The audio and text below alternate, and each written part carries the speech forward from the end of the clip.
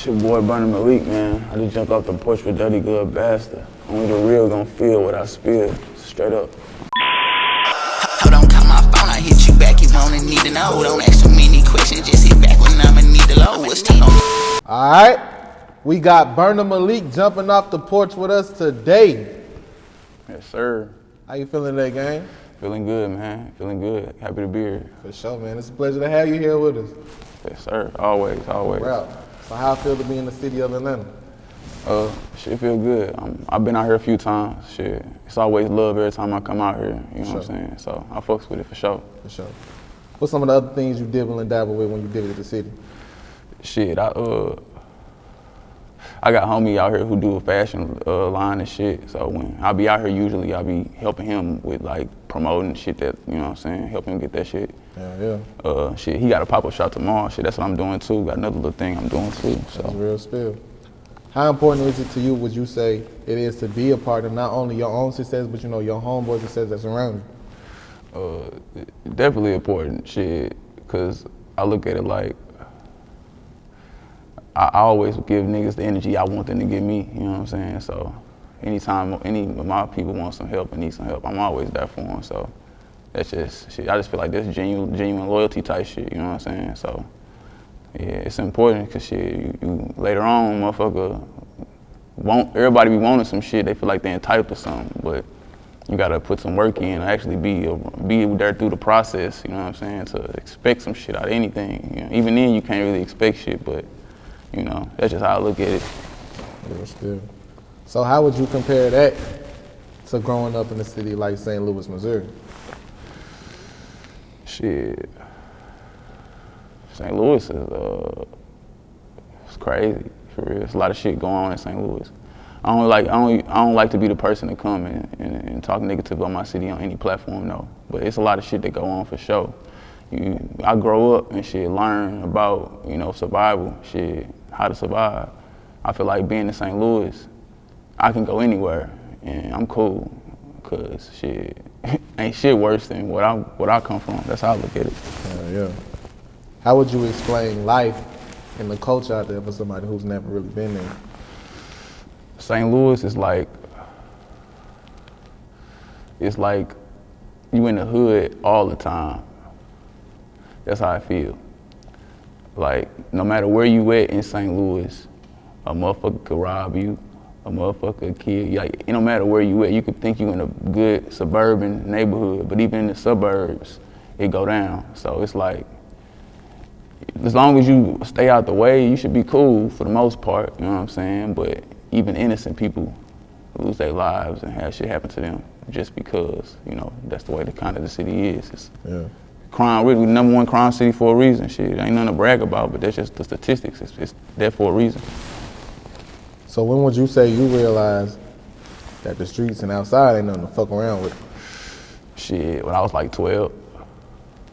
I was like 12 years old. I got into some shit with some homies, you know what I'm saying? I ain't gonna speak too much on it, but when the shit hit the fan, everybody kind of switched up, you know what I'm saying?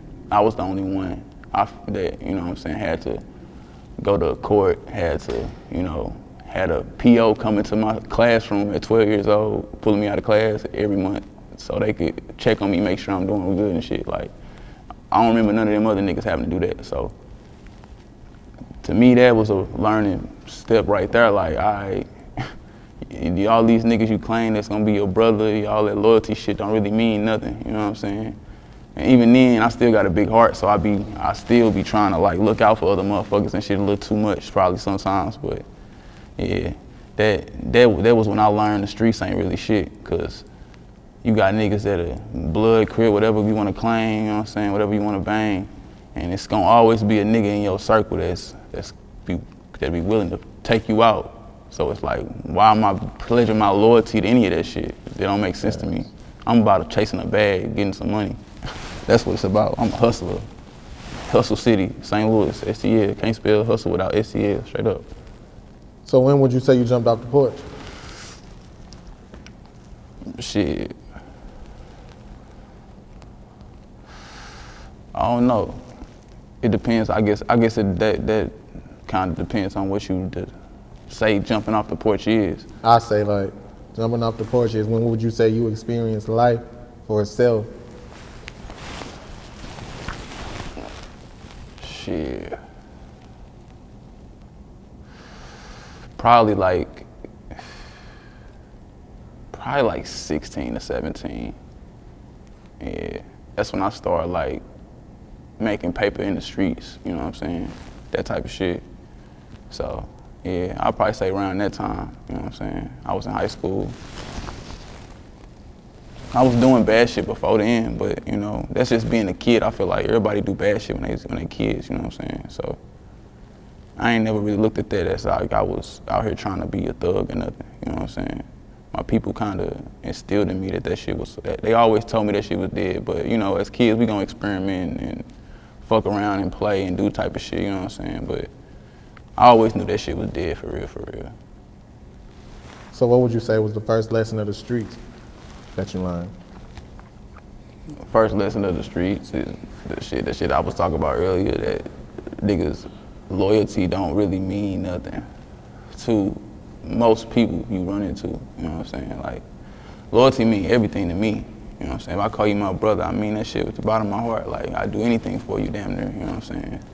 So like, most of the times, people, they say that it's easy to talk that, but your actions gotta show that, you know what I'm saying? So shit, that was my first lesson. Shit, that loyalty ain't really everything it's cracked up to be. So you gotta watch your back with everybody, no matter who they is. You know what I'm saying? When would you say you decided to turn a new leaf and stop fucking with the streets and try to get some new money? Shit. I was probably like, I think I was like 19. I was about to move away to go to college and shit. I went to Texas, El Paso, UTEP. So that was my first time ever even being out of St. Louis ever. I just went straight out there. But shit, before that though, when I was like hustling and shit, I got in a situation where motherfucker got over on me, you know what I'm saying? And I put myself in a position where I had to make a decision. Did I wanna, you know, do something dumb to earn my respect, or did I wanna like, you know, do it the right way and kinda like, you know what I'm saying, play it smart. So shit, I played it smart, but playing it smart made me feel like if I'm not willing to do it the dog way, I don't need to be in this business like that. You know what I'm saying? Like I still, you know, but like if I ain't willing to kill a nigga over some shit, then I don't really need to be like fucking with the streets like that. Cause a lot of times I don't be feeling like it'd be worth it. You know what I'm saying? Like I kill a nigga and then I'm in jail for the rest of my life. And then what? You know what I'm saying? I be thinking about shit deeper than just, you know what I'm saying, the moment, you feel me? So, yeah. And with that mindset, what would you say some of the pros and the cons of having that exact mindset? Pros and cons?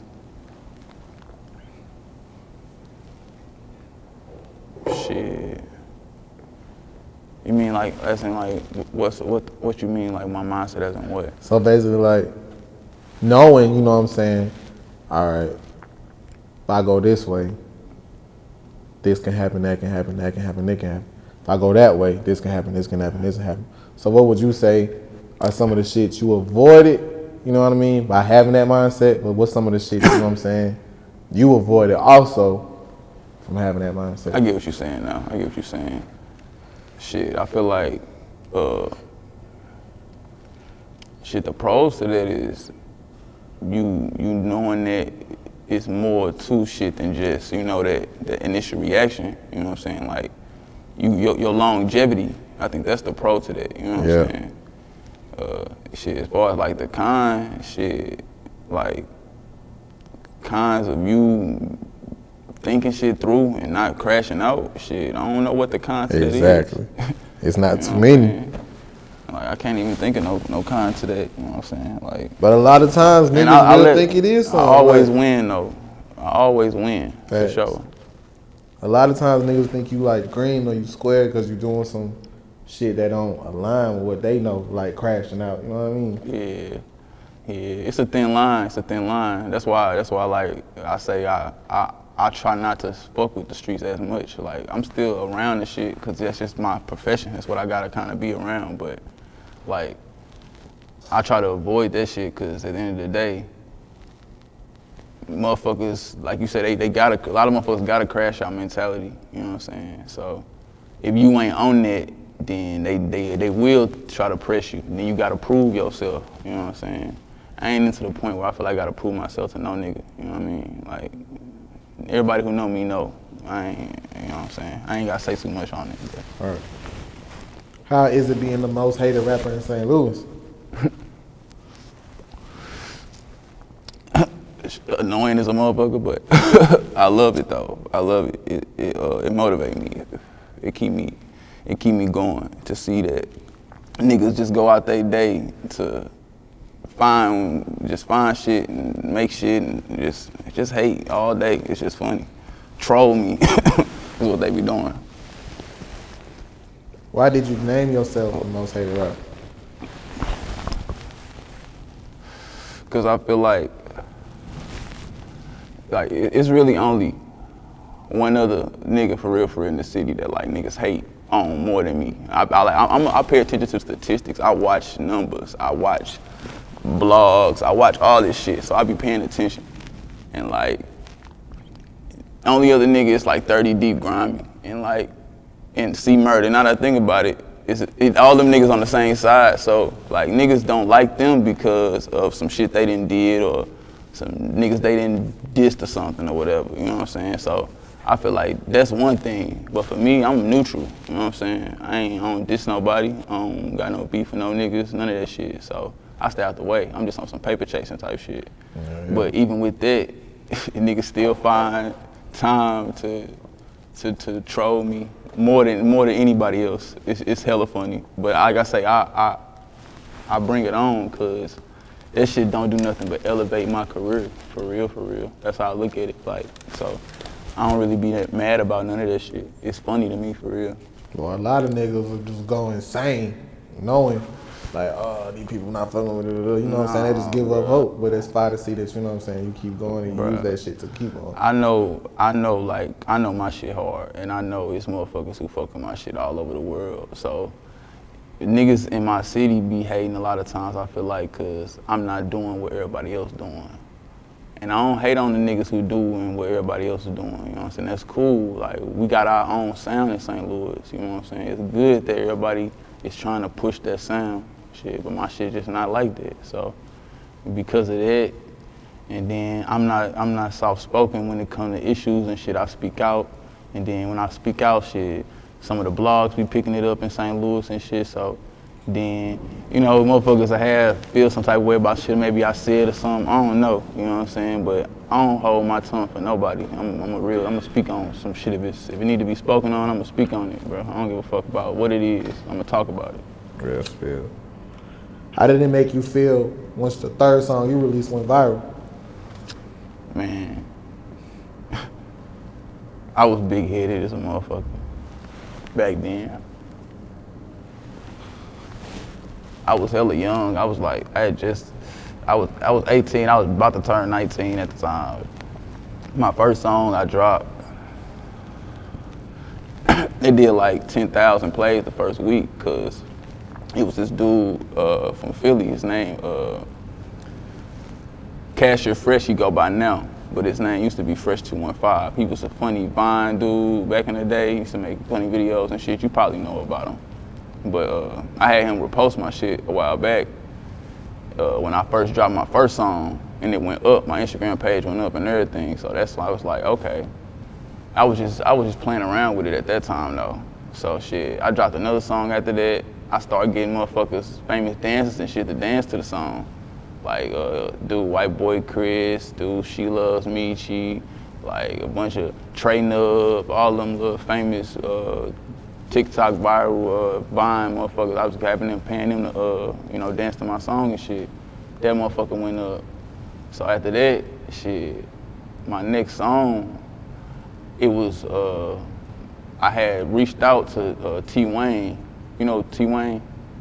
He made the song, First Let Me Hop Off the Motherfucking Porch, yeah. So at that time, he actually like, this was like when that song was going viral. Like, hella motherfuckers was playing that song at that time. Like, it was everywhere. So I reached out to him, and he gave me a hell of a deal. Like, I kind of regret how I fucked up the situation and shit, but that kind of came from being big-headed and young and not really understanding shit. But so shit, I hit him up.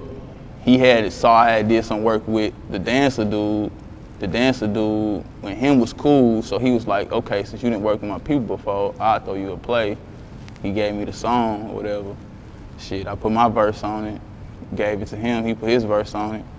And shit, from there, I put it out, and initially, it only got like a couple thousand plays, but that's because he didn't repost it. And I got mad, I'm like, man, why ain't you repost the song? Ooh, I got in his DM, got on his bumper. And like, he was like, bro, you only paid me this amount type shit, and he was like, long story short, he still ended up reposting that shit, you know what I'm saying? He still ended up like posting on his page, reposting it on SoundCloud and everything. That motherfucker, as soon as he reposted it, I woke up the next morning, that motherfucker had like 80,000 plays. And then after that, it just gradually, like every day, like another 5,000, 10,000 plays every day, like just gradually going up, boom, boom, boom. And then shit, after a while, that motherfucker, I think right now it's probably sitting over like 400,000 on SoundCloud. Probably, yeah, it went up crazy. How that shit make you feel though, to know that you can have viral moments and shit like that? I mean, shit, that was just, like I said, I got big-headed because I started to feel like, okay, at that time, all I thought was, you make a song, it go up, you gonna get signed, motherfuckers gonna, you know what I'm saying? I just had this fantasy of how I thought it was gonna go. So shit, I had hella opportunities that came to me at that time, and I kind of stopped fucking with it because I didn't understand how big those opportunities was, you know what I'm saying? Like DJs was reaching out to me, like hella motherfuckers was reaching out to me at that time. But like, I'm looking at it like, okay, if you're not a label, then why the fuck am I even responding? You know what I'm saying? That's what I was on type shit. So, nigga, that's how it made me feel. I feel like it made me feel big-headed, and I fucked up a lot of opportunities, but that just helped me grow as a person. Shit, helped me learn like, all right, you can't pass up no opportunity for real, because you never know what a motherfucker could be. Like, I done had so many feature opportunities and like all Lil type of Yachty shit. and Tory Lanez, Yeah, right? yeah. How the hell you messed that up? Man, bro, like, that shit was crazy. Like, I hit up Yachty at the time when it's the same kind of shit like with the T-Wayne story. Like, I hit up Yachty like right when Minnesota was going crazy, like all over the net, like viral type shit. And this is before Broccoli, you know what I'm saying? So he was right about to surge and take off type shit. I reached out to him. He gave me a crazy price, like on like $1,500. I'm like, damn. But at the time, I ain't gonna lie, I was hurting, cuz I had $1,500, but I'm like, damn, is it worth for me to just spend the whole $1,500 I got on this feature? You know what I'm saying? I could have made it back. Looking back on that shit, bro, I could have made that money like so quick. Like, I make that shit so like it's nothing. You know what I'm saying? So I should have did that shit with no problem. But shit, you live and you learn. Shit, same with the Tory shit. He reached out with him. This is before, you know what I'm saying, that nigga was popping, and same shit. So again, they go back to the, you know, making sure you never pass up on opportunities, because you never really know what that shit could lead to. You know what I'm saying? Who knows where my career would be if I did that, but that shit ain't, it's just you gotta let it go and move on, you know what I'm saying? Hell yeah. Who are some of the major artists who did end up showing you love? Shit, Sauce Walker done showed me some love a few times. I fuck with bro, for sure. That's solid shit. Just shout outs and comments on posts and shit. That's real nigga shit. Shit. Chingy from St. Louis, he done reached out to me before. That's OG, you know what I'm saying? So, who are some of the St. Louis people who done reached out to you? I mean, St. Louis, man, like, I'ma just say, like, the way it is for niggas in St. Louis with music, it's like, niggas gotta know you personally to really, like, to lock in type shit, you know what I'm saying? And like me, I'm not the type of nigga that's trying to be around a bunch of other niggas and like click up and like hang around motherfuckers and shit. So like, I've kind of stayed to myself, you know what I'm saying? So because of that, I'm isolated from a lot of motherfuckers. So I don't really, they don't reach out to me, I don't reach out to them type shit, you know what I'm saying? Like when it comes to the St. Louis rappers, like OGs, like I say, Chingy, you know what I'm saying? A couple OG Ali from the Lunatics then said some shit, you know what I'm saying? Like OGs then said some shit, but like younger niggas, you know what I'm saying? I don't know, man. I don't know what it is. We'll figure it out though. So how did you handle the backlash when you remixed Sorry Not Sorry by Omeretta? You know what? I think that's kind of the start of the hate train. Yeah. That's probably the start of it right there. I ain't gonna fake it, cause when I did that, bro, I originally was just like, I heard her version, bro, and I was like, damn, that was some genius shit. I'm like, I know everybody else finna do a version for their city. I know they is. Like, there's just common sense. Everybody finna do one. So I'm like, let me be like the first one to do one. I'm pretty sure, bro, if we look at the numbers, I'm probably, if not one of the first, probably top 5 people to do that. Like, I had that song done the next day after her shit was dropped.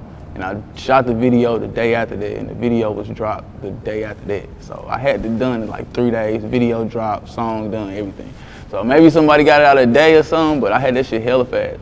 But yeah, so I just felt like it was a good song to remix, you know what I'm saying? It was something just dope to do marketing wise, you know what I'm saying? But I said, it's this part of St. Louis that, I mean, to me, to be a buck, I consider it St. Louis. Like, I consider damn near everything in the St. Louis area to be St. Louis because, like I said earlier, no matter where you at, some shit can happen. So, you in St. Louis, in my head, but it was a place in St. Louis, Spanish Lake. I said that they wasn't St. Louis in the song. Them niggas was mad as a motherfucker at me, boy. That shit hella funny, though. They was hella mad. That's probably where it started, and I think about it. So how would you explain St. Louis's impact to like culture, like in music-wise, like lingo, sounds, All right. high speed, you know what I mean? Yeah, man. I'm glad you brought that up, man. You Milwaukee niggas need to stop it, man. You Milwaukee niggas, you Atlanta niggas too, you Chicago, Dirk, all y'all need to cut it out, man. Y'all know that St. Louis started high-speed music. This is facts. It's a facts. Like, I don't even know why we even have to have a debate with motherfuckers about it. Milwaukee rappers sound like Detroit rappers. They don't rap about high speeds throughout the entire song. If you go and listen to a St. Louis song, bruh, St. Louis artist, bruh, throughout the entire song, they gonna break down to you how to do a high speed in St. Louis. They gonna say, you get off on Chambers, you buck a left, you buck a quick right, you jump the curb, you gonna see the lights. They gonna give you a full description. Ain't nobody else doing that. They might say once or twice high speed music in their song, or they might say reference a high speed in one bar of the song. That's not high speed music. High speed music is when you're rapping about a high speed, or you give it, or even the cadence and the beat selection. Niggas gotta do their research, bro. Like I said, the Milwaukee niggas need to cut it out. That shit pissed me off. We had a whole debate. The whole city had a debate with them niggas. Them niggas, rap niggas, was getting in my DMs mad because that shit, man. Look, that shit y'all making is not high speed music, bro. I'm not here to hate on y'all and say it's trash and all that shit, but that shit sound like Detroit. That shit does not sound like no high speed. Some shit that I would put on in a high speed. No. So that's what St. Louis has brought to the culture. We brought high speed music to the culture. Everybody else trying to steal it. And me personally, I don't even make high speed music. I just told you that earlier. Like that's basically what everybody else do in the city. But I don't do that shit because personally, I don't high speed. I've been in a couple, but I don't do that myself. So I'm not finna cap and rap about some shit that I don't do personally. So yeah, that's what we brought to the culture, man. Niggas need to cut it out. Straight up. What's the most important thing you would say you want listeners to take from your music? Shit. Every song got an underlying message to it. Whether you wanna, whether it's something that's fast paced or something that's slow, it's always gonna have a message. You just gotta look for it. You know what I'm saying? Nurse, yeah. How bad did it hurt when your day one nigga ran off on you for 24 racks? Man, that shit crazy, bro. Like, and it goes back to like I said earlier, like I learned at a young age you can't really trust motherfuckers like that. But even then, a motherfucker you know in your whole life, damn near, you would think, like damn, but shit. I can't speak too much on it, but what I can say is that I always win. I'm telling you, I always win. And shit, like, and like, I'm just a generous nigga, bro. I be realizing that I gotta cut that out though. You know what I'm saying? I gotta cut that out, cause I put people in position to where they could do that to me, and I should never put nobody in position where they could do that to me. You know what I'm saying? So that's just how I look at that whole thing. You know what I mean? I done made niggas more money than I made myself. But shit, it is what it is. You know what I'm saying? I'm finna switch that whole thing around for sure. It's just, like I say, everybody I look out for be family damn near, like brothers. So I just, like I say, you gotta, as I get older, I'm realizing a lot of niggas start to change a lot, you know what I'm saying, through life experiences that they have and shit. Nigga, I knew you when you was 17, you ain't the same nigga no more, you know what I'm saying? I ain't seen you in a year, you know what I'm saying? That year be a lot. I had homies like change hellas, bro, over a year or two just because they start doing pills or start doing drugs and shit, you know what I'm saying? A lot of niggas be finked out and drugged out cause they don't even be realizing that shit. And then they end up doing some dumb shit and then life over with, you know what I'm saying? So I lost a few homies like that. But yeah, shit, it's life. Do you feel LeBron should have more of an opinion on what the situation Kyrie going through? LeBron a straight sucker, man.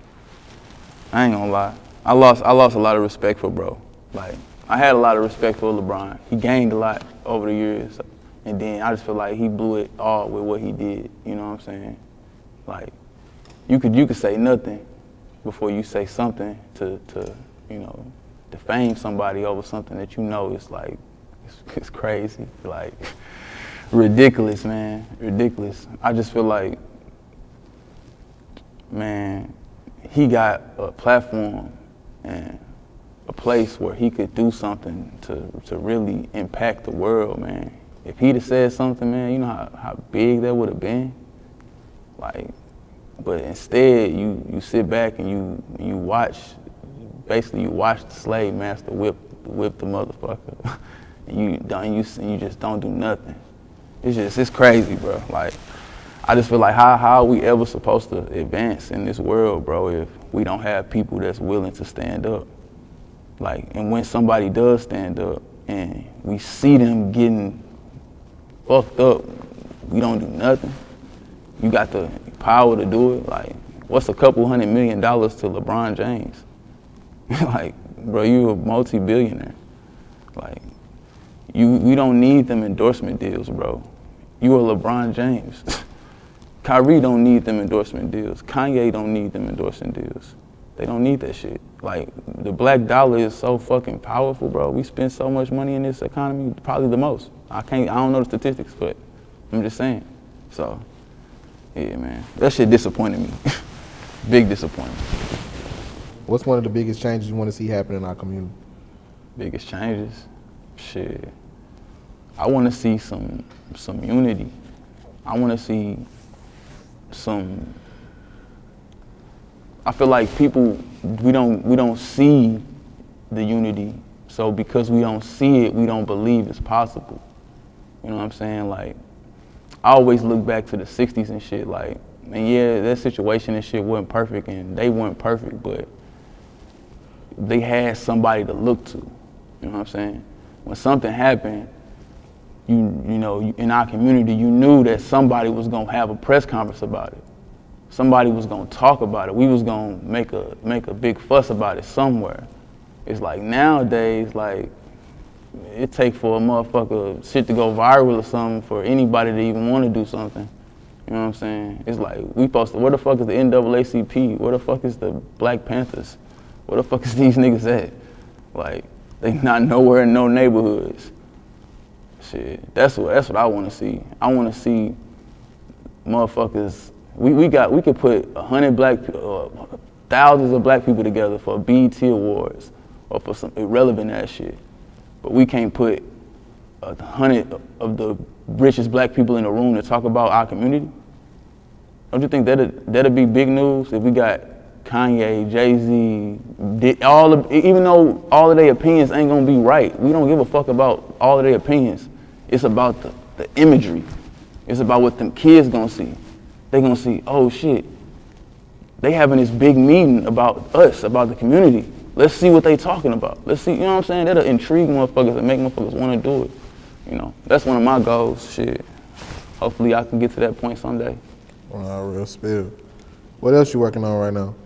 Shit, just my album, for real. Trying to put it together. What can we expect from that album, man?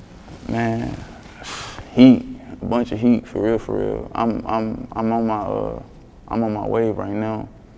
I got some R&B shit I'm gonna drop too. I always drop R&B shit in the winter. I don't know. I just be feeling like it's suitable for the time.